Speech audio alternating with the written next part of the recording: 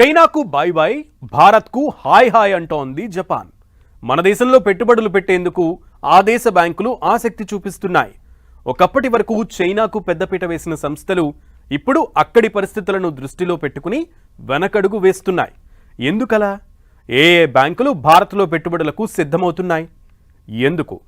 China వద్దు భారత్ ముద్దు అన్నట్లుగా ఆ సంస్థ తీరు ఎందుకు మారింది?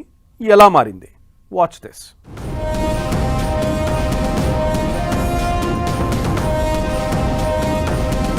చైనాను పక్కన పెట్టి భారత్ వైపు జపాన్ చూపు.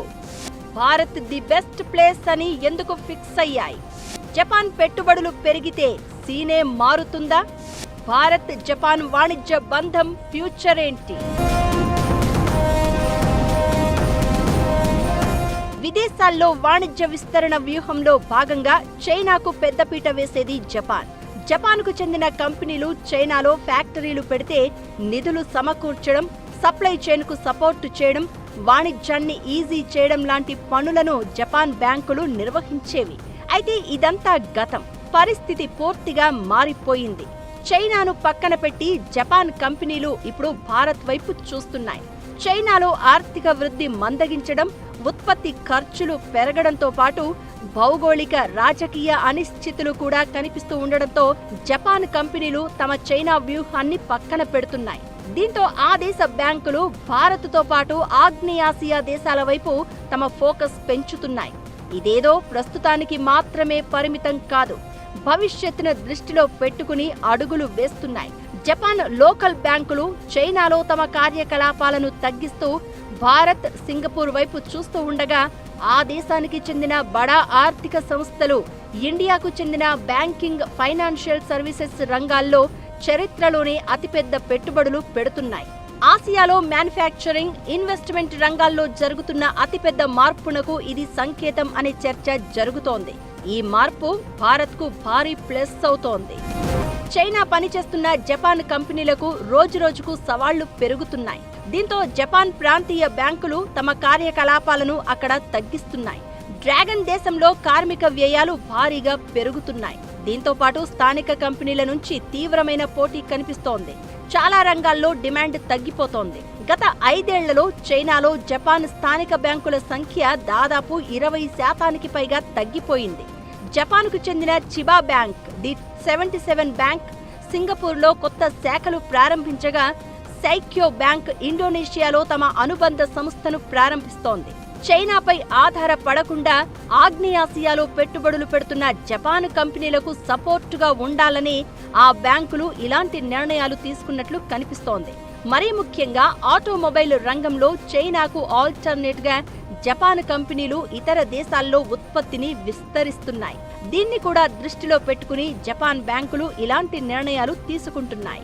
జపాన్లో అతిపెద్ద బ్యాంకులైన Mitsubishi UFJ financial group, Sumitomo Mitsui banking corporation, Mizuho financial group రుణ పోర్ట్ ఫోలియోలు గత 5 ఏళ్లలో చైనాలో 40% వరకు తగ్గాయి.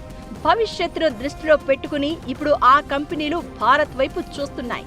ఇండియా అనేది అభివృద్ధి చెందుతున్న మార్కెట్ గానే కాదు, ఒక వ్యూహాత్మక వృద్ధి కేంద్రంగా ఆ కంపెనీలు చూస్తున్నాయి. దేశీయంగా భారీ మార్కెట్ ఉండడం, ఆదాయాలు పెరగడం, మధ్యతరగతి కుటుంబాలు పెరుగుతూ ఉండడం, పారిశ్రామికీకరణ దూకుడు మీద కనిపించడం, అన్నిటికీ మించి యువ జనాభా ఎక్కువగా ఉండడం, వినియోగదారుల డిమాండ్ పెరగడం జపాన్ బ్యాంకులు, కంపెనీలు భారత్ వైపు చూసేలా చేస్తున్నాయి. సెమీ కండక్టర్ రంగంలో భారత్ కీలక కేంద్రంగా ఎదుగుతోంది. చిప్ తయారీ, అసెంబ్లింగ్, డిజైన్ రంగాల్లో భారత్లో భారీగా అవకాశాలు ఉన్నాయని జపాన్ కంపెనీలు భావిస్తున్నాయి. దీంతో చైనాకు బై బై చెప్తూ భారత్కు హాయ్ హాయ్ అంటున్నాయి.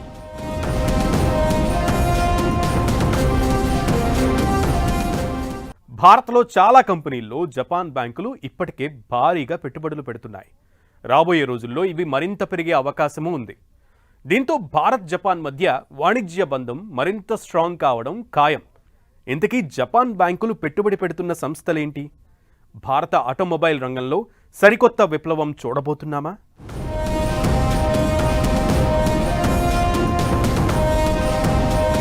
జపాన్కు చెందిన సుమిటోమో మిత్సుయ్ బ్యాంకింగ్ కార్పొరేషన్ 2025లో యెస్ బ్యాంకులో $1.6 బిలియన్ దాదాపు 20% వాటా కొనుగోలు చేసింది.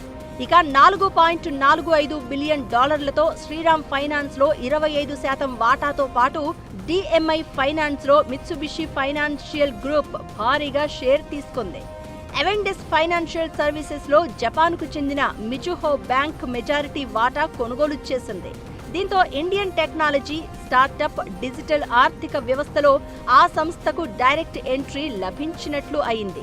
దశాబ్దాలుగా తమ కస్టమర్లను అనుసరించి జపాన్ బ్యాంకులు చైనాకు వెళ్లాయి. అయితే ఇప్పుడు చైనా +1 స్ట్రాటజీతో ముందుకు వెళ్తున్నాయి. చైనాలో పెట్టుబడులు తగ్గిస్తూ భారత్తో పాటు ఆగ్నేయాసియా దేశాల వైపు చూస్తున్నాయి. జస్ట్ ఇది శాంపిల్ మాత్రమే. మార్పు ఇప్పుడే మొదలైంది. భవిష్యత్తులో ఇది భారత్ జపాన్ ఆర్థిక సంబంధాలను మరింత బలోపేతం చేయడం ఖాయమని ఇప్పుడు మార్కెట్లో జరుగుతున్న పరిణామాలు సంకేతం అనే అభిప్రాయాలు వినిపిస్తున్నాయి.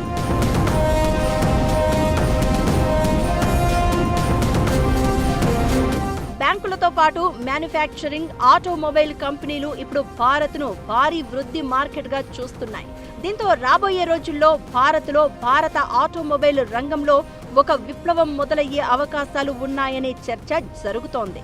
మరిన్ని ఫ్యాక్టరీలు రావడంతో పాటు లోకలైజేషన్ ఎక్కువ జరగడం, ఎగుమతులు పెరగడం, ఈవీల అభివృద్ధి, మెరుగైన వాహన ఫైనాన్సింగ్ లాంటి మార్పులు చోటు చేసుకునే ఛాన్స్ ఉంటుంది. మారుతి సుజుకీతో పాటు టొయోటో, హోండా లాంటి జపాన్ కంపెనీలు ఇప్పటికే తమ వ్యూహాలను మార్చుకుంటున్నాయి. ఈవీల మీద దృష్టి సారిస్తున్నాయి. ఈ కంపెనీలకు జపాన్ బ్యాంకులు అండగా ఉండేందుకు భారత్ వైపు చూస్తున్నాయి. ఓవరాల్ గా జపాన్ నుంచి భారత్కు పెరుగుతున్న పెట్టుబడులు మన ఆటోమొబైల్ ఇండస్ట్రీకి భారీ అవకాశాలు తెచ్చిపెడుతున్నాయి. రాబోయే రోజుల్లో ఇవి మరింత పెరిగే అవకాశం ఉంటుంది. అదే జరిగితే చైనా తర్వాత జపాన్కు అతిపెద్ద ముఖ్య తయారీ కేంద్రంగా భారత్ మారుతుంది. రెండు దేశాల మధ్య వాణిజ్య బంధం మరింత స్ట్రాంగ్ అయితే భారత ఆర్థిక వ్యవస్థకు అతిపెద్ద బూస్టింగ్ గా మారే అవకాశాలు కూడా ఉంటాయి అనడంలో ఎలాంటి అనుమానం లేదు.